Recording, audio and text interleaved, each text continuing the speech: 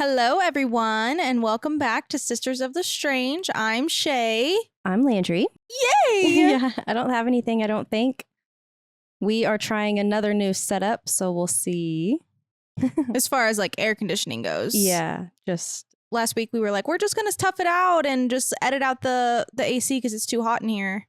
And then Landry was like, again, no, I'm not doing that. It's still like really hard to edit out, and it was really, really hot. Like, we recorded an episode yesterday, and it was still hot and still difficult to edit. So I'm like, let's just buy something else. Yeah, so we have a little air cooler fan, and it's actually... I feel okay so far. I mean... Still early. Yeah. We just got over here. but we'll see. We'll be fine. Everything will be great. Yeah, I feel like I had found something on the way here that I was like, oh my gosh, I need to mention that, but... I was going to say I went to bed last night and couldn't go to sleep because there was a new show that I found. I don't know how new it is. It might not be new. But it was on National Geographic, and it was like an animal, like a nature show, but it was narrated by Ryan Reynolds. Oh, wow. And it was so funny. I could not go to sleep because I couldn't stop watching it because listening to him narrate a nature show was hilarious because it sounds like Deadpool. Yeah, you know, he acts like Deadpool. If he did Meerkat Manor back in the day. Oh my God, I loved Meerkat Manor. That was the reality show. Yeah, we watched that. Way better than Love Island, okay? We watched that a lot. Anyway, it was hilarious. It's called Underdogs, and he talks about like all the weird ass animals. He's not talking about like lions and tigers and giraffes and like all the cool, like he's talking about the weird ass like random animals and like each episode. Yeah, each episode has like a different like theme. Some of them are like ones with like superpowers because, you know, he's a superhero. Yeah. And then like there was one that they did about relationships, which is like weird things animals do to mate. That one was hilarious. What? It's so funny. You have to watch it. Oh my God. I'm a big fan of animal shows. And so I was like, oh, this is incredible. This is it. Have you seen, it's like an old YouTube thing, and I can think of like the guy's voice. And he's like, it's weird because it has nipples all over its body. And it's like this weird creature, but it's like this guy who does his voice all weird. I don't know what that is. It's like very vaguely in my brain. Yeah, I can see the animal. It looks like a naked mole rat. He's like, it's a naked mole rat with lots of nipples on it. And he's like, it's weird because it has nipples. I can't think of what it makes me think of the nature guy. Nature, that's neat. You can tell that it's an aspen by the way that it is. He's like, you just gotta shake up the earth a little bit. Yep, yep. Yep, yep. Would you just look at it? Oh, would you look at it? Oh, that reminds me of Dan. I know. Rest in peace, Dan. Yeah. I'm like, let's not cry right now. But yeah, he always did that guy. Oh, love that. Neat. Nature. Oh, we grew up in a weird time. When the internet was becoming a thing. So we watched like Fred. When the internet was good. Yeah. Fred and Jaden Whale. That was our brain rot. Yeah. Really bad. Jenna Marbles. Uh-huh. Yeah. The best of the best. I tried to find some of her videos the other day, and they're like all gone. I'm like, not the good ones. Yeah, she like removed herself from the internet completely. She was funny. She's not on anything anymore. Really? Yeah. She was just so funny. Her husband is, because he posts videos with like Kermit and Marble.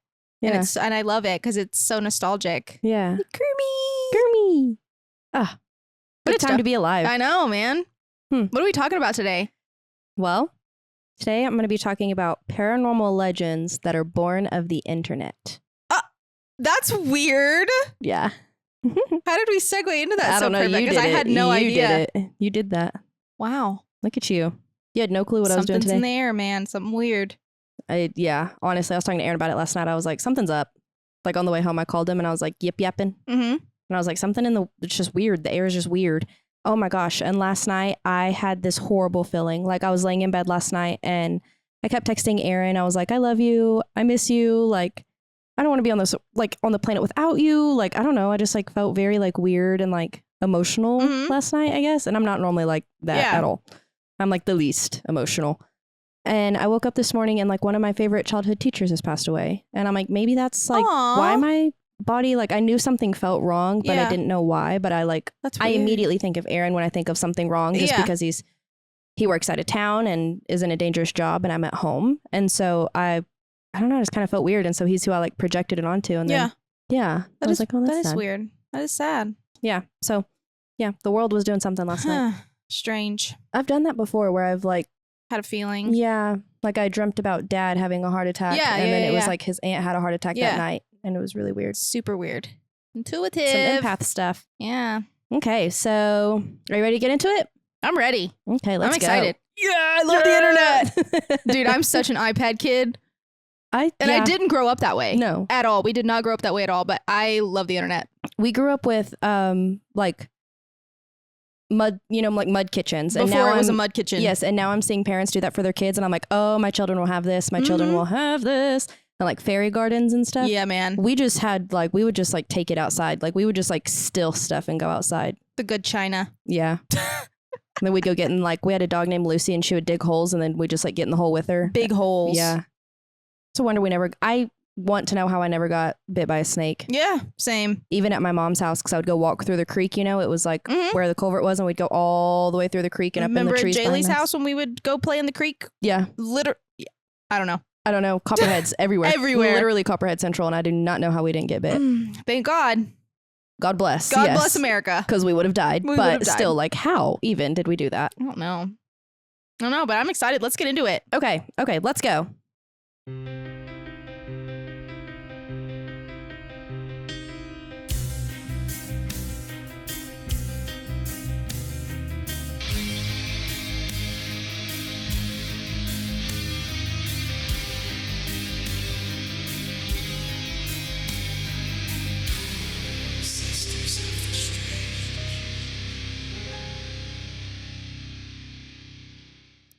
So, internet urban legends are basically modern day stories of creatures and cryptids and weird things, but they just have traction online. It's not the same urban legends that you've like heard around the campfire for years and spreads by word of mouth. It's something that has been made on like a Reddit forum or a YouTube video or a TikTok. Like a creepypasta. Yes. Okay. Literally, I have creepypasta, NoSleep, Slenderman, and Backrooms. Yeah. Because that's exactly like they were all formed on the internet, everything like that. So internet urban legends are similar to original urban legends in the sense that they are created by someone and shared so heavily that they grow into their own space. Some are rooted in real events, but become distorted over time, while some are simply fiction, but brought to life by how easy the internet spreads basically rumors.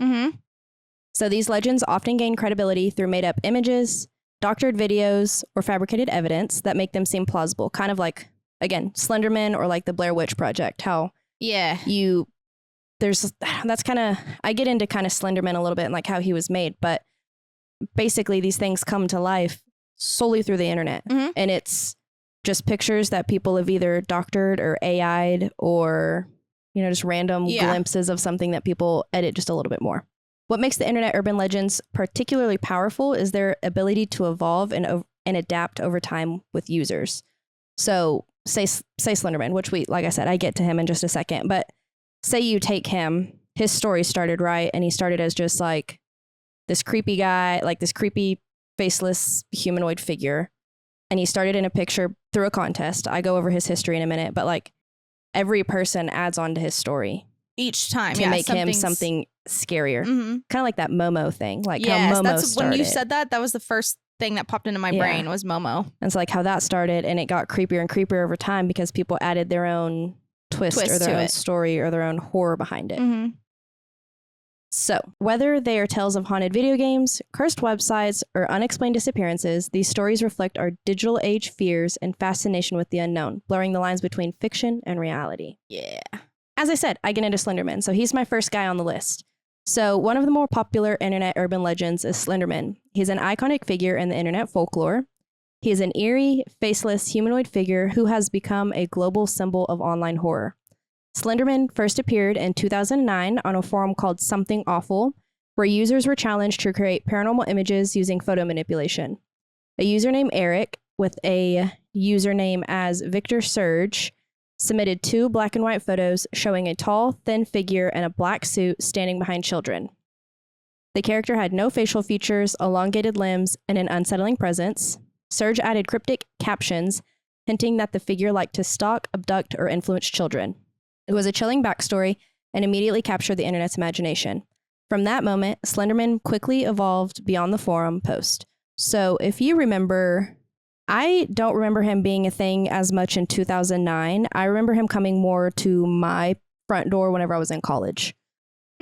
Like he came into my mind more like 2016, 2017 is whenever I think I learned about him the most. And I think that's whenever, I don't know, I feel like there was that huge Slenderman surge.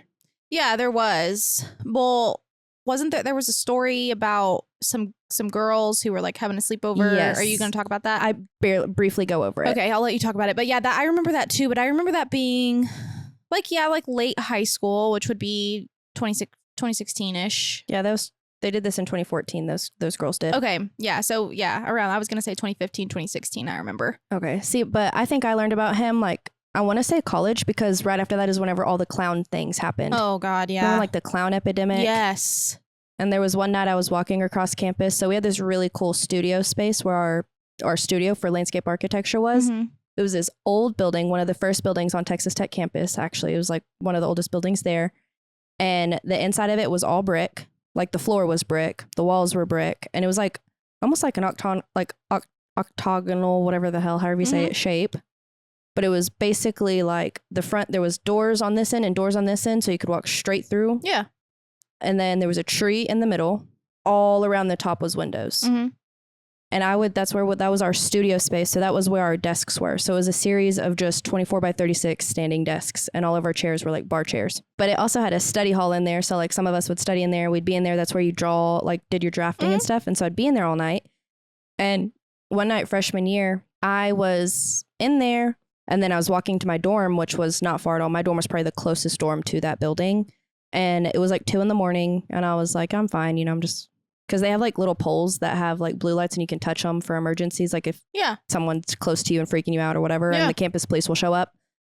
And so I was just walking back to my dorm. And then when I got into my dorm, my roommate was like, oh my God, are you okay? And my mom was texting me, like all of these people were texting me and everything. And I was like, what is going on? Like there had been a clown sighting on campus and then a stabbing in a parking garage on campus, or like right next to it. And so there was like Amber Alerts out on campus basically. Yeah, that clown thing was crazy. I had no clue. I was just walking through in the middle of the night, just in the dark. I was like, it's fine. Oh, no. Yeah, so ever since then, after that, like my mom was like, you have to call me. I don't care what time it is. Call me when you're walking to your car. Call me. So I know, like I can hear. Yeah. Oh my God. So anyways, the story of Slenderman quickly evolved, and as users began contributing stories, photos, and videos, the character became a collaborative myth. So, like I said, he builds and builds and builds. Yeah. And unlike traditional urban legends, which take years to spread by word of mouth, Slenderman grew rapidly through creepypasta websites, YouTube series like Marble Hornets, and social media. He was said to lurk in forests, stalk individuals over time, and cause paranoia, hallucinations, and memory loss. In many stories, he targeted children or teens and could manipulate reality or teleport. What makes Slenderman unique is the way he blurred the lines between online fiction and real-world reality. His story was built up piece by piece by thousands of internet users, making him a crowdsourced monster. Over time, people began having sightings, journal entries, and lost footage videos, which the lost footage videos are like Blair Witch, Paranormal Activity. Good shit. Yeah, those kind of things. So the Slenderman myth grew into an immersive universe influencing horror games like Slender, The 8 Pages, documentaries, and even a feature film. Because they did make a movie, a Slenderman movie. I don't think I've ever seen it. I don't know if it ever like fully came out, but I know there was like if you look up Slenderman, that's like all it is like the preview of the movie, like the cover. Okay.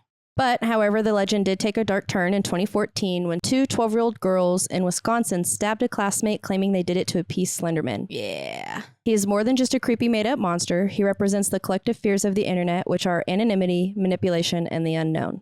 Which is very fair. You never you just don't know even who you're talking to on the internet. So it is scary because you have no idea the validity of anything that anyone says. Yeah. But all the sightings and entries where people swear they have seen him, regardless of him being an urban myth, leads credence to the idea that maybe what we imagine, we can create.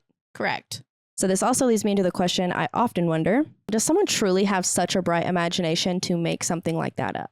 Or is it something that already exists? It's like mermaids. Yes. I'm like, how does someone actually make that up? There's got to be some sort of and it's the same thing as something. Yeah, it's the same thing as like God. Like people argument like, which I'm not getting into a religion thing right now. I'm just saying God itself. A lot of people have a bunch of different versions of their own God, right?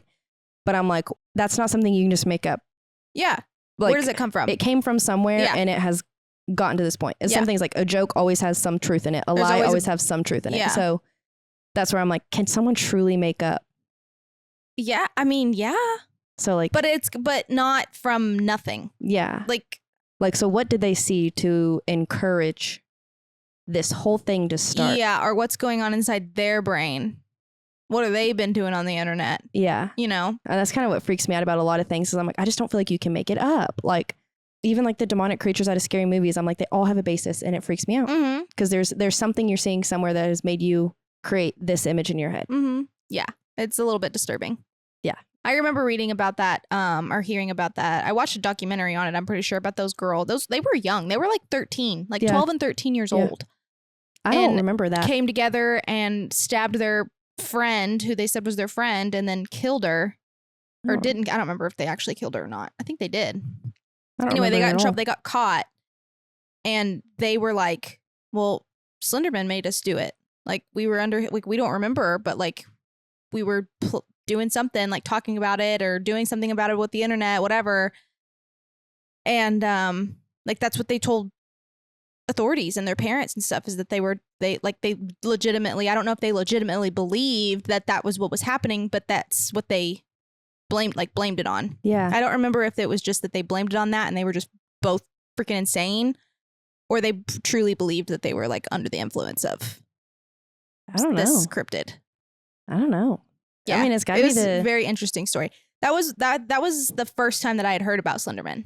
Oh, was really? that case? Yeah. I think I probably read it on Reddit. I was such a Reddit user back then that. I didn't start using Reddit until this year.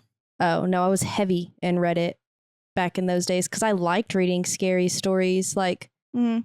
in Lubbock, my roommate and I, we had found a haunted Lubbock book or something like that. So it was over like haunted places in Lubbock. And we would read like a chapter a night before bed. Like I would read it out loud and then we'd go to sleep. Mhm. So like I've always liked the creepy, weird. So I found Reddit at a very young age. Yeah, I was not a Reddit person until way later. We were Technically last year, but we were Wattpad girlies yeah, we don't talk about that. in a heavy way. A heavy way. Yeah, that's a good one. Because when I had heard about it, I was like, I didn't know anything about Slenderman, and I was like, is this a real thing that like Yeah. people do? Like, I thought it was like a Bloody Mary type thing, Oh, and so I didn't know that it was something that was made up on the internet. I was like, what is this that I've never heard of before? And I was like, oh, and that's how I learned about it. So I found 2 stories for each of our internet urban legends. I found 2 stories. So I've got 2 stories for little old Slendy guy here. Oh, okay. Yeah. You ready for this one? Uh-huh. Okay. I never believed the stories. Slenderman was just internet folklore, creepypasta for thrill seekers and bored teens. That's what I told myself when I agreed to go camping in Black Creek Forest with my friend, Mark. We'd grown up near the forest, and there was always this quiet understanding in town that you didn't go too deep into the woods. We decided we wouldn't dig too deep, but wanted a fun night of camping and escaping for a little while. The first night was uneventful, cold wind, crackling fire, the usual forest sounds. But sometime after midnight, I woke up with the strange feeling that someone was watching us. Mark was asleep, his head buried in a sleeping bag. I sat up and listened. There was no sound, no crickets, no wind, just silence. It was too quiet and it was too still. Then I saw it. Out past the trees, maybe 30 feet from our sleeping bags, was a figure. It was tall, almost too tall. I thought it was a tree at first until I realized there were no branches, just long, pale arms hanging too far down. It had no face, just a blank, smooth surface where eyes and a mouth should have been. But I could tell it was watching me. I sat still in fear while my brain tried to process what it could be.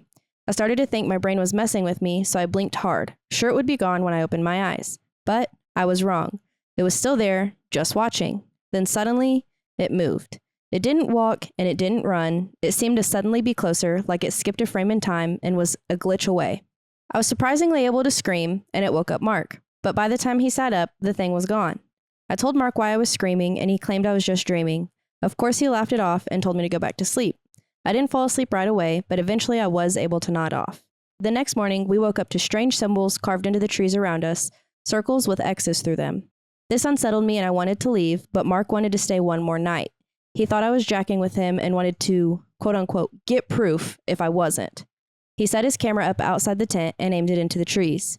We heard noises all night long, but had it in our right minds not to open the tent and see what was causing the nonsense. We chose the motto, if we can't see it, then it can't see us, and held firm in that all night. We thankfully made it through the night unscathed, and at this point, though, Mark did believe me. His belief was even further cemented when he checked the camera footage after the trip. At about 2:33 a.m., he saw a gangly white figure standing just outside of the tree line. Mark shared my same sentiment. Although there was no face, he knew it was watching us too. Yuck. Yeah. It reminds me of salad fingers a little bit. I do that in my brain so that it doesn't scare me as much. Yeah. But salad fingers and Slenderman are like same but different fonts. Yeah, same, very same. That makes it less spoons. That does make it less scary. Yeah. I like that. Although salad fingers is a little bit unsettling as It is a well in little its own creepy. way. Salad fingers kind of reminds me of cheese. It's like this line. Yes. Where you're like, Slenderman, salad fingers, cheese. Yeah. Which I shared that on our Instagram story the other day. I said, whatever it is, it's like, why were you so weird growing up? And it's like, cheese. Cheese. And I said, if we ever reference him in our videos, this is what we're talking about. Yes. This is who. Be cultured. I quote him far more than I should. Be cultured on cheese. He is the man. The man. If I could have cheese as like a pet, I would. Amen. Yeah. But cheese is like a unfiltered 2-year-old when you're walking through the grocery store and he's like, my mom poops. Like, you know, like you're like, shut up. Yeah. My mom has hair, but she shouldn't. There's all kids always say the most just insane things, and you're like, well, that hurt diabolical. That hurt my feelings. Yeah. Yeah. Okay, story number 2. They say Slenderman only haunts forests, and I say that's a lie. I live in this city on the 10th floor of a rundown apartment complex where the elevator jolts and the lights flicker when it rains. It started with static, not on the TV, but in my ears, like radio static, low, whispering white noise that followed me from one room to another. I thought it was tinnitus at first. The doctor said I was fine, but it got worse. I started seeing things, reflections that didn't match. In the elevator mirror, I'd catch a glimpse of someone standing behind me, tall, thin, inhumanely still. I turned and no one would be there. I stopped riding the elevator. But it didn't matter. The static would start as soon as I stepped inside the building. I had made friends with the woman who lived in apartment 1003. She was friendly and quiet and always smiled at me in the hallway. I hadn't seen her in a couple days, so I asked the manager where she went. He looked at me like I was crazy and said, there's no one in room 1013. That place has been empty since January. It was now May. This really freaked me out. Who had I been smiling at and befriending this whole time? I passed by her door on the way to my apartment, and that static in my ears increased as the temperature seemed to plummet. I rushed by and into the safety of my own home. That night, I dreamt of him, Slenderman, standing in the hallway, moving closer every time I blinked. I woke up drenched in sweat. The apartment felt too dark and too quiet, so I turned on the TV. It was static. I'd rushed to turn it off and the noise, and reached for my lamp instead. And just as soon as the light illuminated in my room, power went out. I thankfully keep a flashlight in my nightstand and wanted to reach for it, but was too scared to move. I just felt like something was watching me. I don't remember falling asleep, but I did at some point, and when I woke up the next morning, the uneasy feeling and the static was gone. Which, I don't like that either. Sounds like schizophrenia. Sounds like you crazy. That one sounds like a little bit of schizophrenia going on right there. See, I don't like, I'm not a fan of, like, in the middle of the night, I do that too. I'll wake up and be like, ooh, and I turn my TV on, like, immediately. And there for a little while, don't know why, literally no idea why, but it was pretty much when we started the podcast. Now it's not doing it, but my TV, when I would turn it on, it would go to the static. Oh, that's weird. And now it goes to like one of the background screens where it's like got like trees and whatever. Much more pleasant. Yeah, but for a little while it was doing static. That's weird. To where I would be like, ah, and I'd like click as fast as I could on something. Yeah. But my like knee jerk reaction is either my lamp, because I keep a lamp on my side of the bed, or the TV also. Mm-hmm. And so I was like, don't like that. Better not hear static. Yeah. Ooh, you start hearing it. Yeah, and then I'm done for. But it's like a frequency thing. Like how you did your episode over frequencies. I'm like, what frequency is messing with her? Is causing that. Yeah. Yeah.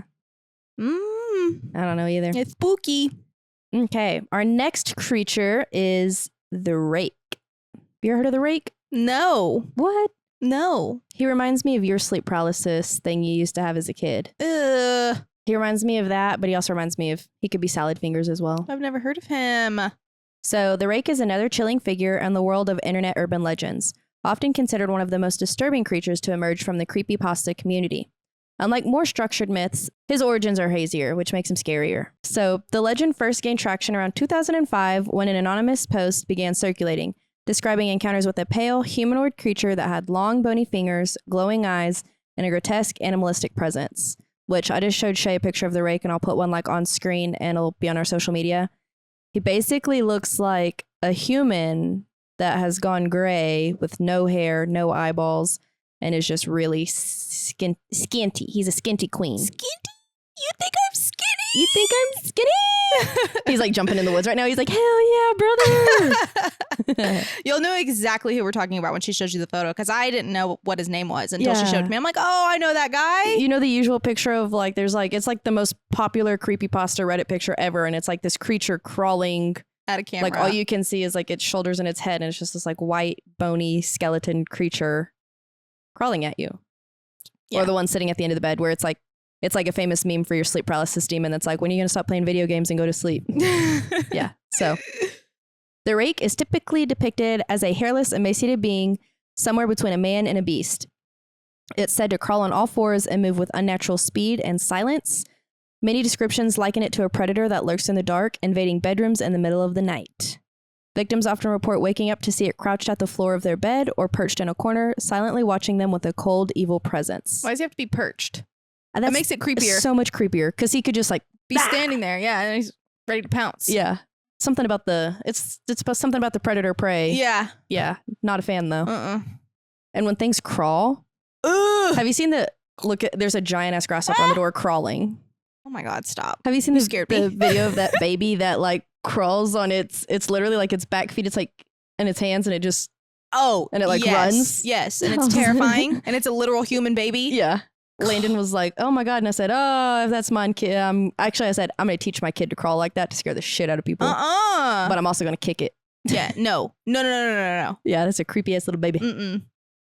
So according to legend, encounters with the rake lead to psychological torment.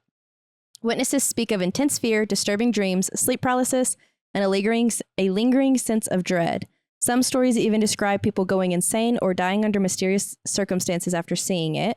What adds to, I've never heard that one. But what adds to the horror of the rake is his habit of waiting and watching. He will wait and watch for days or weeks before making a move. This slow psychological erosion is a central part of its terror.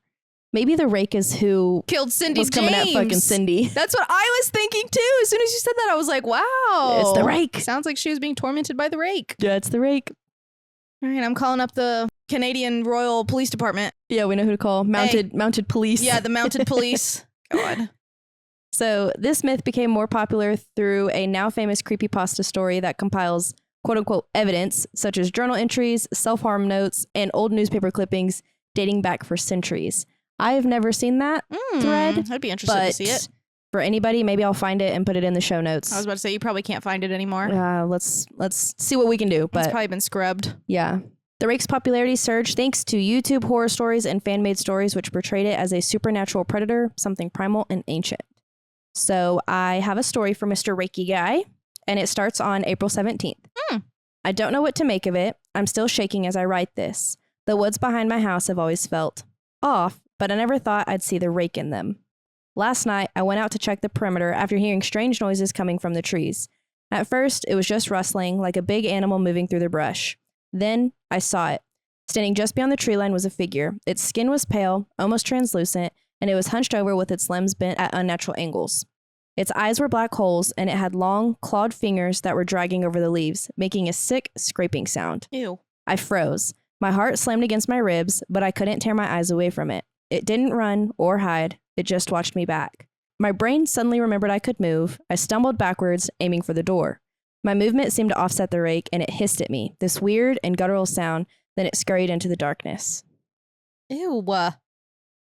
I'm telling you right now, if I was walking I don't really have woods around my house.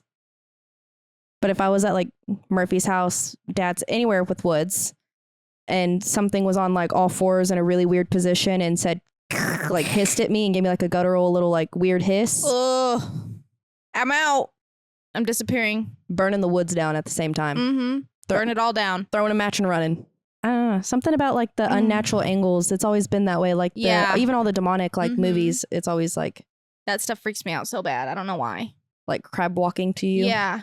Okay, our second story. My husband and I had been planning our hike for weeks. We wanted to get away from the city noise, spend some time in the wilderness, and disconnect. The trail was supposed to be quiet and peaceful, which was a perfect escape. But as we trekked deeper into the forest, something felt wrong. At first, it was subtle, the eerie silence. No birds were singing, and we didn't hear any leaves rustling from animals. We just felt this heavy and suffocating silence. Then, the scratching noise started. My husband froze, staring at the thick underbrush just a few feet away. The sound was slow and deliberate, like claws dragging across bark. I laughed nervously and told my husband it was probably a raccoon or something. But he didn't move or hear what I had to say. Before he could truly acknowledge what I had said, the bushes parted and the creature made itself known. A figure crouched low, with pale skin stretched tight over a gaunt frame. Ew. Its limbs were too long and bent at strange angles. Its eyes were large, black, and unblinking. Its gaze seemed to be locked on us with a cold hunger. I knew instantly it was the Rake. I had seen too many Reddit stories to not know what it was. The Rake hissed, a wet, gurgling sound that echoed through the trees. I screamed and grabbed my husband's arm, but he was rooted to the spot, eyes wide in terror. Without warning, the creature lunged, disappearing into the trees as fast as it had appeared. Thankfully, my husband began to run, and I followed alongside him, breathlessly. We made our way back to the trail, but the whispers followed with each step we took. It sounded like faint voices and raspy breaths. When we reached the car, the forest was silent again, as if nothing had ever happened. Ew. It is something about like the like raspy breaths, like if you're walking through, or like even just like the guttural, like the weird hisses, like I can just imagine something like hissing, but in that having like an issue like breathing or whatever, and it's like it's like a rattly almost sound. Yeah. Like a death rattle. Yeah. Which is a real thing. Yeah. I don't like that. It's not a good sound. No, I've never heard it. There was one time where I was like going to go and they said, hey, you don't want to hear this. It's a horrible sound. Like you don't want to be part of it. Yeah. And I didn't go. Yeah. So never heard it. Don't really want to. No, it's not fun. No, don't think it's something I want to be a part of. It's not fun. But yeah, that's what I imagine is just that rattly like sound. My next one is something we will 1000% do a full episode on one day, but it's one you have to touch base on if you're doing internet lore. And it's black-eyed children. Ah. You just have to talk about them. Okay. Do you know anything really about black-eyed children? I really don't. Do you like children? No. It's only gonna get worse. Yeah, it's gonna make it so much worse. When I was in the grocery store today, there was a child that just kept screaming. She was just screeching. She was fake crying. She was on every aisle that I was on, and every time she did it, I turned around and just stared at them because it was just like I'm not knocking anybody because I'm sure you're exhausted, girl. I'm sure you're exhausted. Yeah. Like, at least try to like make it stop. Yeah. There was no try. And she just kept screaming, fake crying. And she would do it for like 3 seconds and then she would stop. And then she would just do it again. And it was just over and over and over the whole time I was in the store. And I wanted to explode. Yeah. It was stressing me out. It's very overwhelming. So bad. That's my thing is I certainly, whenever I have children and it's like, they're either, because there's times where you just can't control the kid. There's nothing you can do about it. And like, as someone who doesn't have kids yet, you like are always like, I would just do this, right? And I'm not saying this right now to you at all. No, I agree. You're like, I would never do this. I would never do this. But it also comes to the point where they do start doing stuff like that. But it's like, discipline them or leave the store so that you're not making other people suffer. Yeah, exactly. Like, I'm so worried about bothering people when I'm around people. I would have left. I would, yes. Because I would be like, I wouldn't be able to handle it. I would be like, get in the car. Yeah. I'm going to go scream with you. And I can't do that in the store. Right, exactly. I feel the exact same way. Like, I'm not that where I'm like, oh, I would do this. Yeah. No, just leave. But do your best to just not be there. Yeah. Yeah, no, I'm going to be the same way. Because I know that like, and I have certain friends who have kids and they're like, I know at this stage in life, like we cannot go to a restaurant right now. Right. And I just know that because I know that I'm going to be a menace to everyone around me. And that is so appropriate for them to say that. Yes. And I'm going to try and be the exact same way because I don't want to bother people either. Right.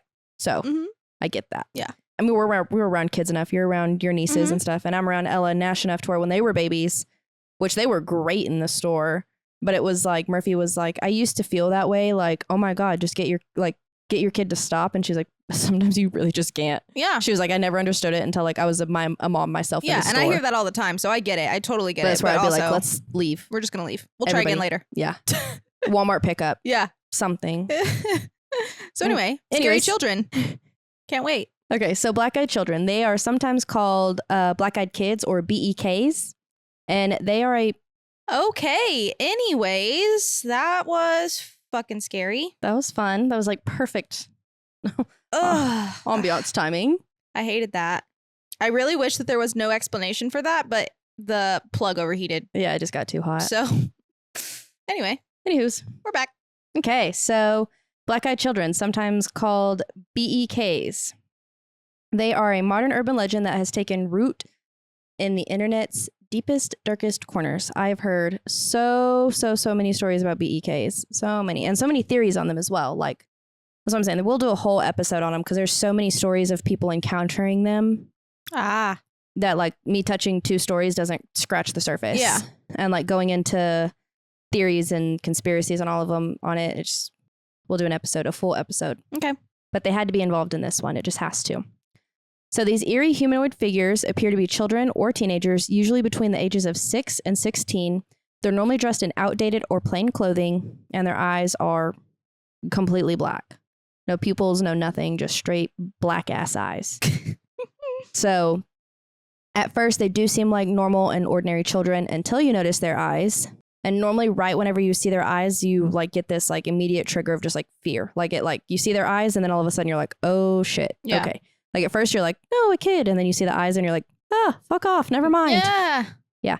So reports of black-eyed children began circulating online in the late 1990s, but the legend exploded after a now famous story by a Texas journalist named Brian Bethel in 1998. He describes a chilling encounter with 2 boys who approached his car late at night asking for a ride. Something about them felt off, the way they spoke, the unnatural calm in their voices, and the overwhelming feeling of dread that he experienced when talking to them. When he noticed their eyes were black, he sped away, shaken and disturbed. His story spread rapidly, becoming the foundation for countless similar tales. The typical encounter with a black-eyed child follows this consistent pattern. They approach people late at night, often knocking on car windows or front doors and asking to be let in. They might say things like, "We need to use your phone," or "Can we come inside?" But there's always something robotic and unnatural about their behavior. Witnesses often describe feeling an intense sense of unease or fear, as if their instincts are screaming that something is very wrong. Interestingly, they never force their way in, they always ask for permission, and this detail leads some people to draw parallels with vampires. Yeah. Because they have to be invited in. Mm-hmm. But no one seems to know what happens if someone does let them in, though some stories suggest that people who do are never seen or heard from again, or suffer a string of misfortunate events afterwards. What makes the black-eyed children legend so disturbing is the combination of the familiar and the uncanny. Children are symbols of innocence, but these entities twist that innocence into something deeply unnatural. They exploit our sympathy and curiosity, but every account ends with the same chilling advice: do not let them in. Whether they're ghosts, demons, extraterrestrials, or manifestations of some shared psychological archetype, black-eyed children are a perfect example of how digital age horror can tap into timeless fears. Because children are inherently creepy. Yes, Like- they are. Forever and ever. Amen. And I don't know if that started just with like watching like the Insidious movies where you're like, oh, that's a scary kid, you know? Or like The Ring. Yeah. But The Ring is more like, Yeah, she's not like a kid. yeah, but she's creepy. Or The Grudge is a kid. That's what I meant. The Grudge is a kid for That's what I sure. meant, And it's it's a grudge. creepy. Yeah. I don't know. I don't know where the lore of children being terrifying comes from, but Yeah. children are terrifying. They are. So story number 1. It was a cold and rainy night when I heard the knocking. I was home alone, curled up on the couch, watching late night TV, when there came a soft and slow knock, knock, knock on the front door. I glanced at the clock. It was 11:37 p.m. I wasn't expecting anyone, so I tried to ignore it. Maybe a stray animal on my porch or some drunk wandering around. The knock came again, more insistent this time. I stood up and peeked through the peephole. 2 kids were standing on the porch. They looked no older than 10.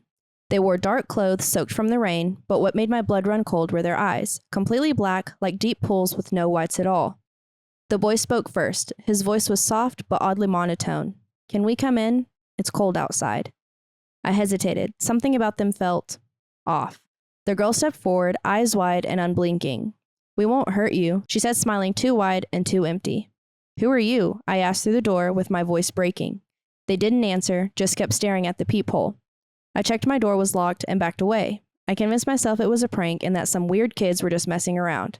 I called the police to report it in case they were messing with other people or if they were kids who truly did need help. No children matching their description had been reported missing and no one else had seen them. I've never forgotten those black eyes staring through my peephole like they could see me, and sometimes, at night, I swear I still hear quiet knocking. Ew. Yeah. What would you do? Not open the door. I'm such a sympathetic asshole to children that I think I would probably open my door. No. I'm just such like a...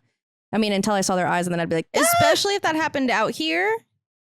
Not out here, no.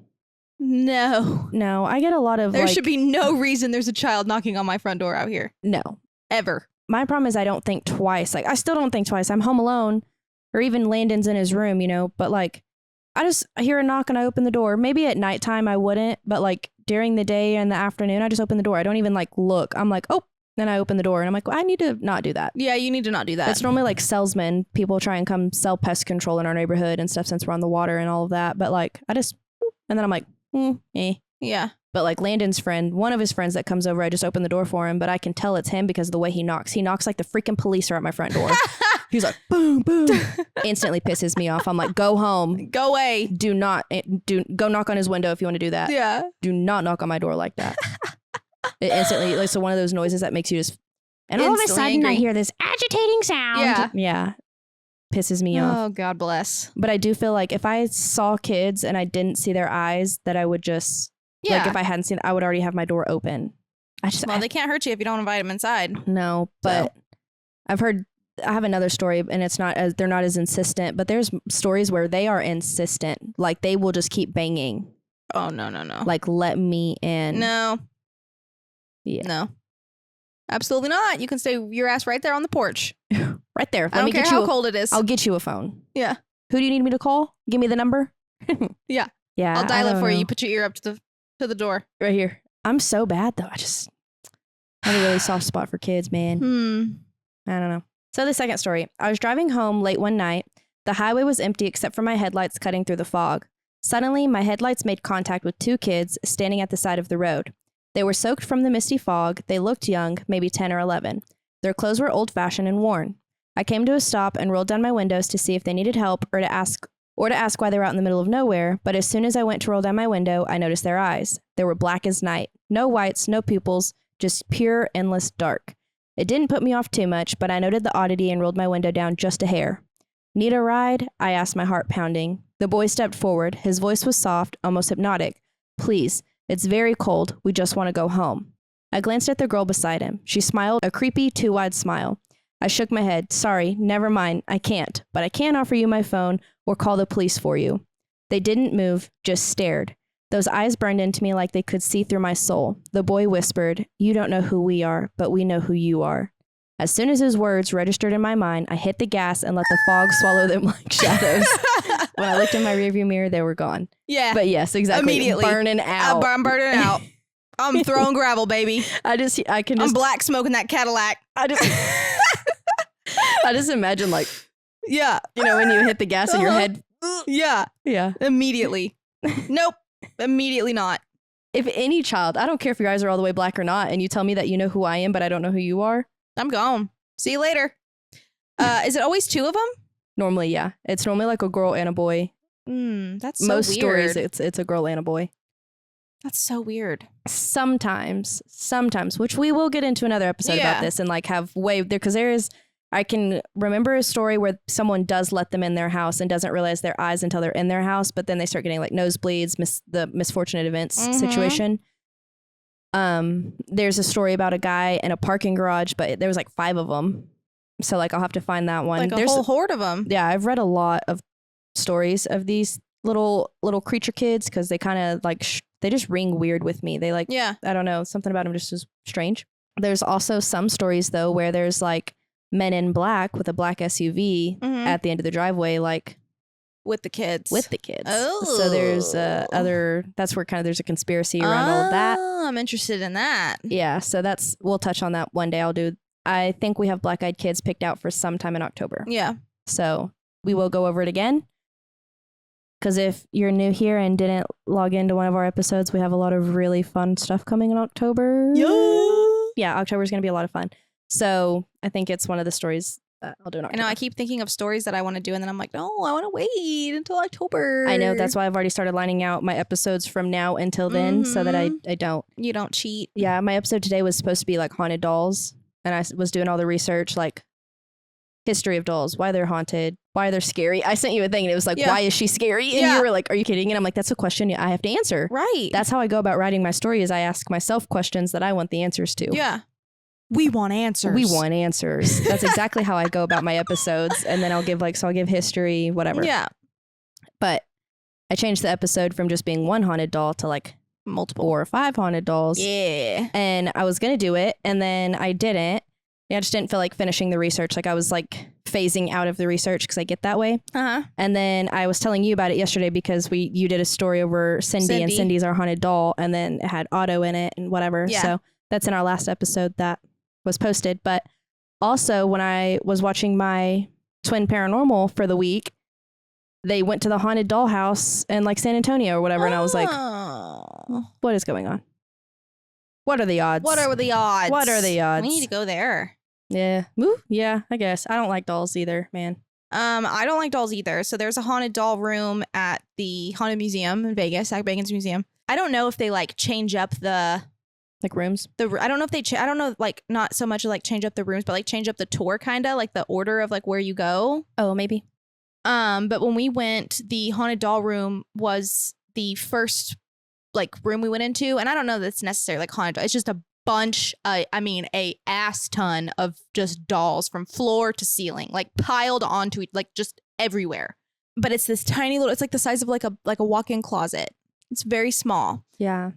And they start there, and you kind of are like outside of this room, and then they like basically like pick somebody to like go stand in the room while they like talk about the entrance of the tour. Well, I was that person who got to stand in the room. I'd have said no at the beginning of the tour, and I did. I was like, no, I'm good. I'll stay right here. And she was like, no, like come inside.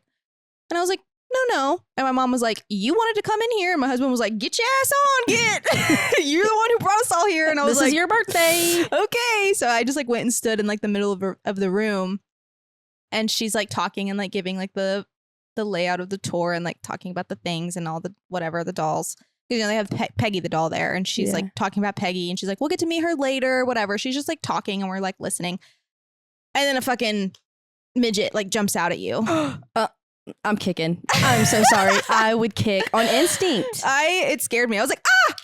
No, my instinct is straight and up. then I was like, oh my God, that's so like cheesy. Why would y'all do that? You assholes. They do that twice in the tour. The other time that they do it is at the end of the clown hallway. No. Where you're walking down a hallway that's like only as big as like one person, and you have to like walk down it, and you're like feel like you're about to like touch like all of these clowns, and they're all mannequins, but you can't really tell if they're mannequins or not. So you're like, which one of these guys is fucking real and about to grab me? Yeah. And you're like walking down, and then at the end, another little person runs out and scares you.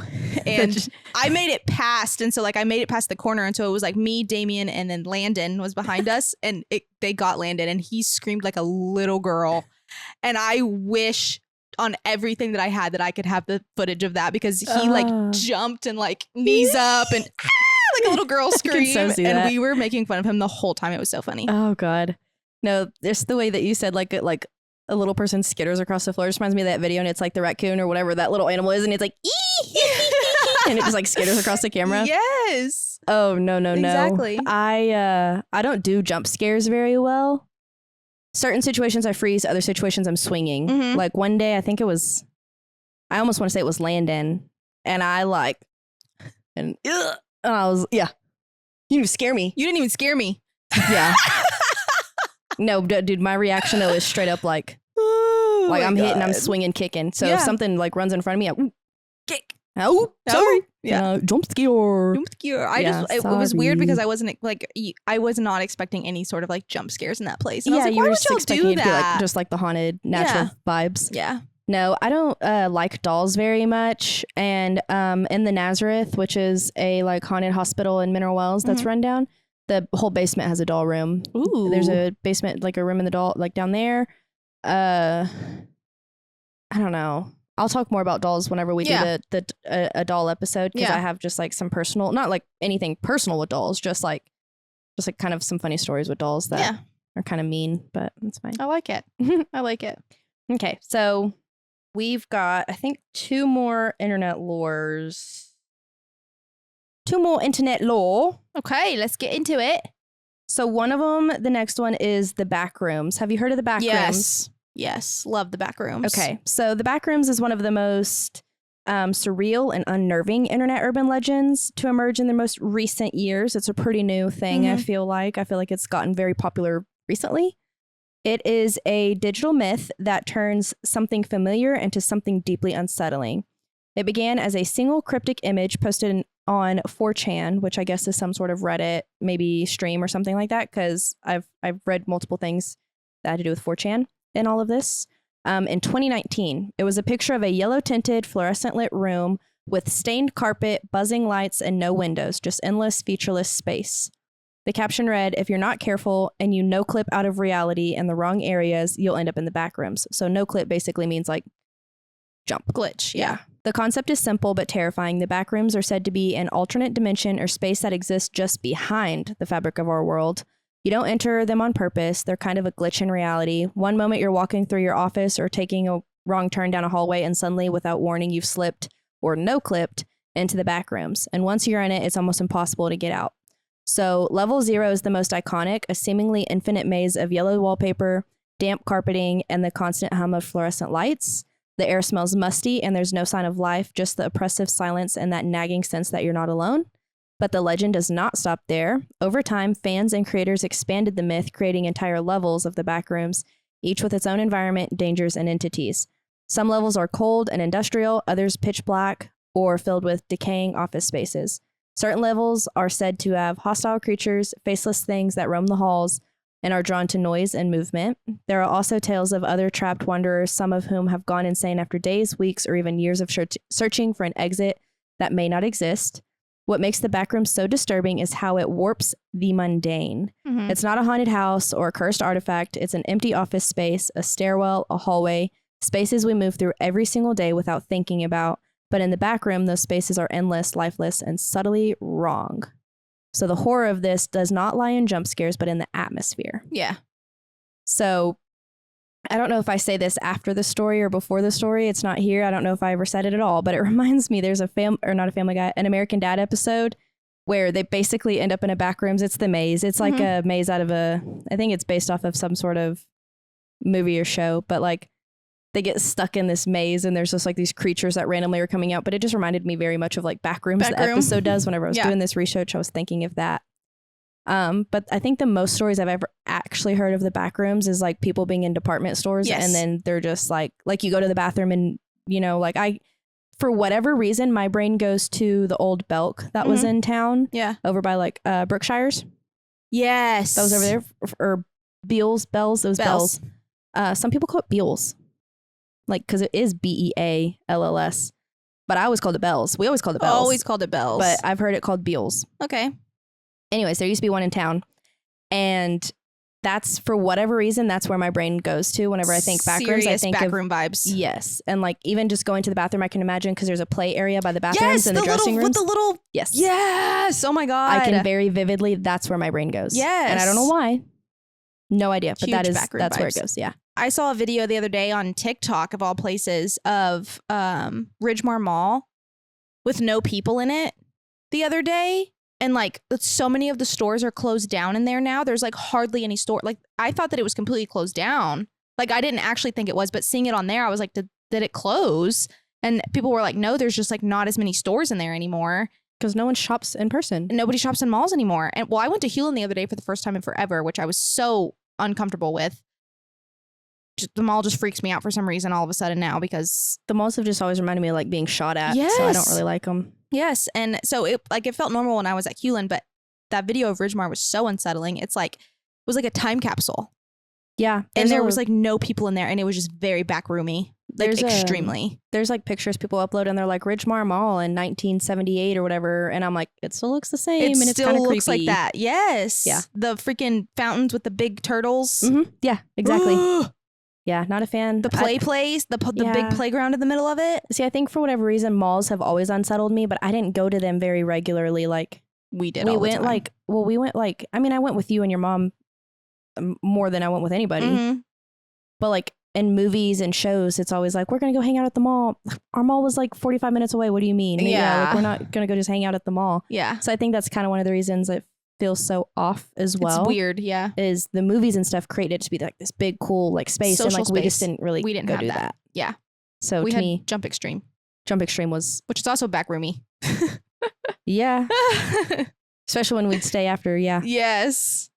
Oh, okay. I'm like, or like go behind the slides, like in between the slides. We'll need to do a Backrooms episode more because there's a lot of opportunities, I feel. But I have 2 stories for the Backrooms. So the first one is, it started when I was chasing my cat through the basement of my new apartment building. One moment I was in the dusty, dimly lit basement like always. The next, the wall shifted. The familiar concrete and pipes faded away, replaced by endless yellow halls bathed in flickering fluorescent lights that buzzed too loud, like they were struggling to stay on. And something about that noise you can just hear so easy. The air was thick and smelled like old carpet mixed with something sour. I called out, but my voice sounded weird, hollow, like it was echoing from miles away. I wasn't in my basement anymore. I had fallen into the back rooms. The yellow wall stretched forever, twisting in impossible ways. Doors appeared, then vanished. The hum of lights was maddening. I wondered, desperate to find an exit, but all I found was more endless halls and that creeping sense of being watched. Sometimes I'd see shapes in the corner of my eye, dark humanoid figures slipping just out of sight when I looked directly at them. I wasn't alone. Sleep didn't come, my phone's battery drained in minutes, and food and water didn't exist here.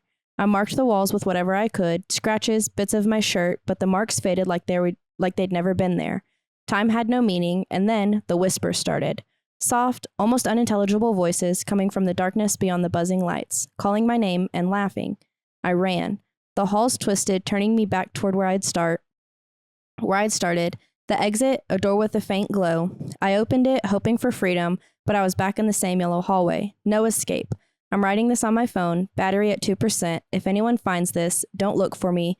Don't follow the yellow walls, because the backrooms don't want you to leave, and they want you to stay forever. Little homie got stuck. You got stuck.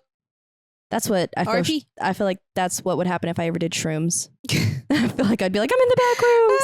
I'm stuck here forever. Yeah. They're like, Landry, relax. They're like, you're literally on your couch right now. And I'd be like, ah. Yeah, I don't think I could handle them. I think they'd freak me out. So story number 2. Jake was working the late shift at Dillard's giant department store. Jake. When the power flickered and went out. He grabbed his flashlight and started making his way toward the emergency exit, but something was wrong. The layout of the store had changed. The aisles stretched longer than they should, shelves filled with outdated merchandise he didn't recognize. Jake called out, but his voice sounded muffled, swallowed by the endless rows of products. He tried to find the exit sign he'd passed just minutes ago, but it was gone. No matter which way he turned, the aisles twisted back on themselves, leading him deeper into the store. The overhead lights flickered weakly, then he heard it, the faint sound of footsteps, slow and deliberate, but no one was around. Jake's heart pounded as he quickened his pace. He reached the electronics section, rows of old TVs, their screens cracked but somehow flickering with static images of empty rooms. A figure appeared on one screen, tall, pale, with no face. The footsteps were closer now, circling him. From the corner of his eye, something moved, too fast and too quiet. He turned, but saw nothing, just the endless aisles. Hours felt like days. Jake's voice was hoarse from shouting for help that never came. He noticed the smell, something rotten, like old food mixed with something metallic. Then he realized the shelves weren't just stocked with old merchandise, they were stocked with bones. Bones arranged like products. Jake ran. The aisles rearranged, forming a maze that swallowed him whole. Somewhere in the distance, the lights buzzed, the shelves groaned, and the store whispered. And Jake understood. This wasn't a department store. It was a trap, and there was no way out. It's shrooms again. Yeah, we tripping. We on something. Jake, stop doing drugs when you go to work, bro. Just go to work, man. It's not that hard. You work at Dillard's. It's not that serious. Yeah. Okay, our last internet urban legend is something that creeps me out pretty rough, like pretty spooky, honestly. All of these are pretty spooky to me. The back rooms, I just don't think I'll ever enter unless I'm on drugs, which I don't do because I'm terrified of them. Correct. So won't be going there. Won't be going there. Won't be going there. Slenderman scares me. I don't like the idea of him. I don't like the concept of him. What was my other one? Black-eyed children. They scare me. I don't know what I would do about them. Not open the door. whatever. We don't know. This one freaks me out. It's the smiling man. Have you ever seen any pictures of like the smiling man? It's almost like the Joker, but like way worse. Like just a man with a smile that you can see like all of his teeth. Probably. I probably have seen it. You know, there's got to be like multiple versions of this picture, but I'm seeing a specific one in my head. I just don't love it. Yeah. So the smiling man is a chilling urban legend that first gained widespread attention from a creepypasta story posted in 2012. Unlike tales of supernatural monsters or mythological creatures, this story is terrifying because it feels just a little too real. It doesn't rely on ghosts, demons, or alternate dimensions, just the terrifying unpredictability of human behavior. The story recounts a late-night encounter with a man who is described as tall, thin, and unnaturally graceful. He wears a suit, and most disturbingly, he has a huge, exaggerated smile stretched across his face, one that never fades. The narrator was walking alone through an empty city street in the early hours of the morning when he noticed the man in the distance. At first, the smiling stranger appeared harmless, odd, maybe even drunk, but as the narrator continued walking, he realized the man wasn't just loitering, he was following him, mimicking strange dance-like movements and grinning all the while. The tension in the story sounds like my fucking recurrent nightmare. Another one? This guy does, yeah. Blah. The tension in the story builds with every step. The smiling man doesn't speak, doesn't blink, and seems to enjoy growing the fear that he is creating. So what makes the smiling man so terrifying, it's not what he does, it's what he could do. He represents the unknown intentions of people who seem just off enough to be dangerous. So here is a story that's very similar, I think, to the original story. So I don't go out much at night, not because I'm scared of the dark or anything. It's just quiet and I don't like it that way. But that night, I couldn't sleep and I was restless. So I grabbed my jacket and decided to walk a few blocks to the 24-hour gas station to get a drink and clear my head. The streets were mostly empty, the kind of stillness where even the sound of your own footsteps feels just a little too loud. I turned down a side street, one of those older ones with crooked sidewalks and amber streetlights, and that's when I saw him. At first, I thought he was drunk, this tall, gangly man stumbling down the sidewalk. His limbs were jerking just a bit too much, like a puppet on tangled strings. He wore this black suit, wrinkled and outdated, and his head was tilted back like he was looking straight up at the sky. I slowed down, something about him made me feel uneasy. And then he stopped. He just stopped in the middle of the sidewalk, just still staring up at the sky. I crossed to the other side of the street without thinking. I didn't want to pass him. Hell, I didn't even want to be near him. But when I looked back, he had turned his head. He was looking right at me and smiling. Not just a little smile, not the kind you give a stranger on the street. It was a wide and unnatural smile. His lips stretched so far it looked painful. I could see almost all of his teeth. And to make it worse, he wasn't blinking. He didn't move. He just stood there grinning, head tilted, arms hanging limp at his sides. I walked faster, and then I heard it. Footsteps, fast and erratic and getting closer. I didn't turn around. I would not turn around. But I could hear him, the wet slaps of his shoes, the jittery shuffle of his legs, gaining on me, laughing softly like he was enjoying some private joke. Finally, I snapped. I turned around. He was gone. No footsteps, no laughing, just the empty street behind me. I stood there for a few seconds, heart hammering, breathing like I'd run a mile. I tried to tell myself it was nothing, just some weirdo, a trick of the light, a bad dream while I was still awake. I took a deep breath and turned around. And there he was, inches from my face. That smile, those teeth, those eyes. His head twitched to the side like he was studying me, amused. "Isn't it a beautiful night?" he whispered, voice stretching into a grin. I ran. I don't remember how far, maybe blocks, maybe miles. I didn't stop until I was home with the doors locked and every light was on. Yeah. Can you imagine just like seeing some guy like creepily kind of like, moving in a weird way? Yeah. And then he just is like head up at the ceiling or, whatever, to where you can't see his face. You just see like his neck and his body doing some kind of weird looking shit. And then like I can just, the slaps of him running behind. Oh, Big I feet. Vividly can like, and like running weird and just like slap, but like his body's just like no That's coordination. Exactly how my recurrent nightmare was. Just like that. Just the running, just like. Yeah. Yeah. And just something about people. It's like I've never seen the movie Smile. Me either. But Ella said it's kind of creepy, but a big smile, like even the previews for that, I'm like, yeah, no. Freaked me out. That's why I didn't see it. I have no interest. I'm like, why are you smiling? Life ain't that good. Life is not that good. Relax. Do not smile at me like that ever again. Yeah, no. Yeah. No. So I only have one story about the smiling man because that enough. I was like slapping feet. Yeah, that's creepy. But then also like when I was reading that, I was like, that's terrifying. But then I also just was like, okay, a duck running. Slap, slap, slap, slap, slap. Ha ha ha. Ah, little Ha, ha, duck, ha. so cute. Not so scary. But these are the stories I was going through yesterday when that fell off the wall. Mm-hmm. And I was like, Yeah, that was freaky. It's still laying in the same spot. we'll have talked about this in the last episode, but something like yesterday when we were recording just like fell off the wall. Flew off the wall. Yeah, it is. It's way far away from where it would have landed, just like falling.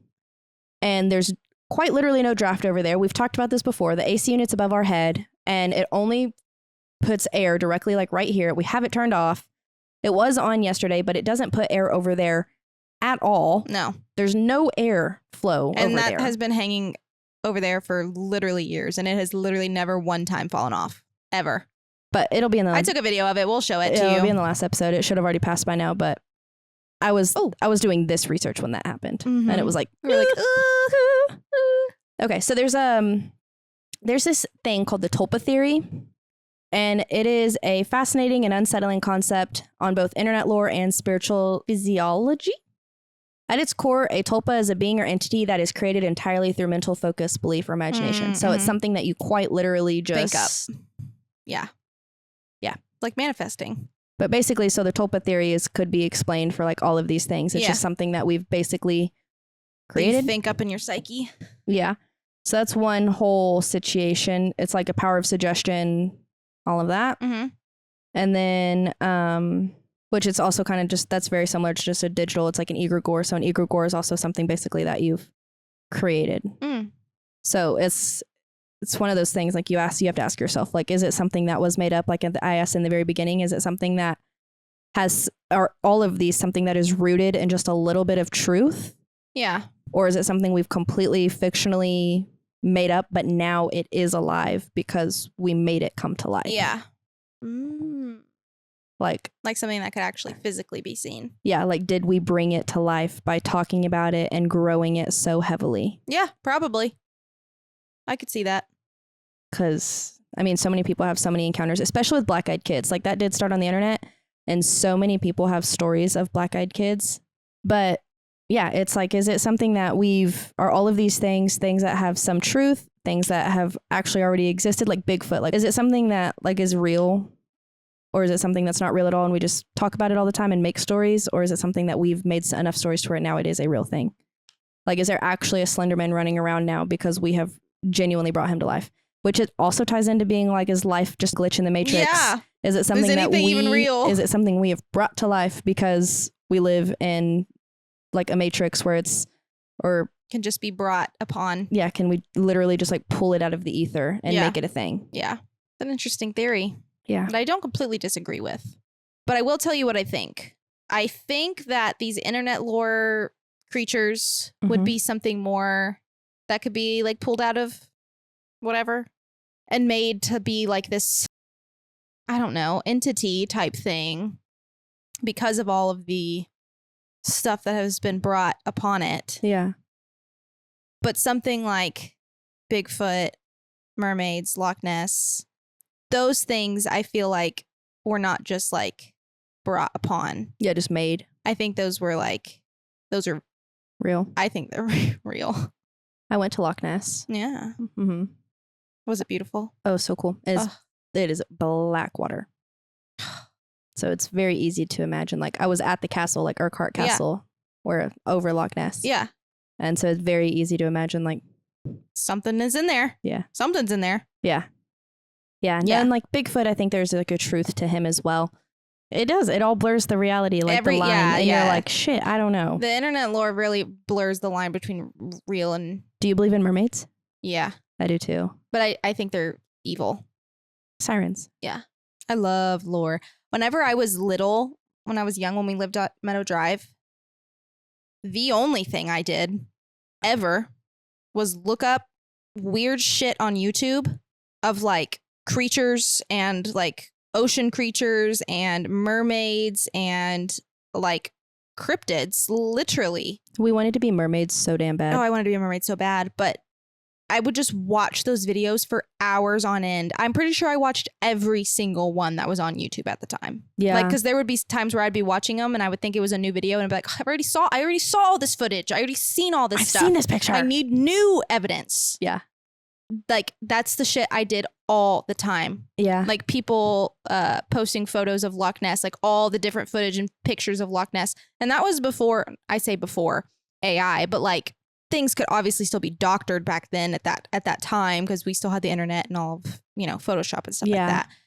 But it was nowhere near like AI is. Not as likely as today's versions. And so it was like, that's just what I did all the time. And I just loved it. Yeah. And I would like scare myself sometimes, like about mermaids and because I the shit that was in the ocean. Well, I can vividly see the mermaid that they found, like the body of. The little tiny one? Yeah, vividly see that. And the same thing with the little alien. Mm-hmm.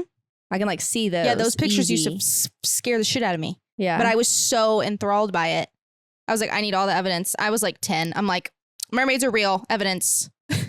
Tell me. Loch Ness evidence. And I was like looking it up on YouTube. I was not watching funny cat videos and stuff. But that was when I was by myself. Yeah.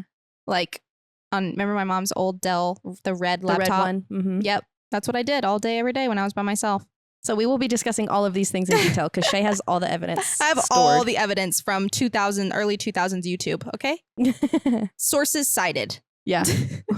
But okay, that was all I have. If you have any creepy stories, if you've had any urban internet legends that have, come across your screen that you think are very interesting and you want covered, or if there's anything that I missed in any of these, or if you have any of your own personal stories, doing shrooms and trying to go down a hallway. Something creepy, I don't know. If you feel like sharing anything with us, send it to sistersofthestrangepodcast@gmail.com. It'll be on the screen and it'll be in our show notes. It's also in our bio on pretty much all of our accounts. Go like, follow, subscribe, and do all the good things. And we will see you next week. All right. We will see you next week. Bye. Bye.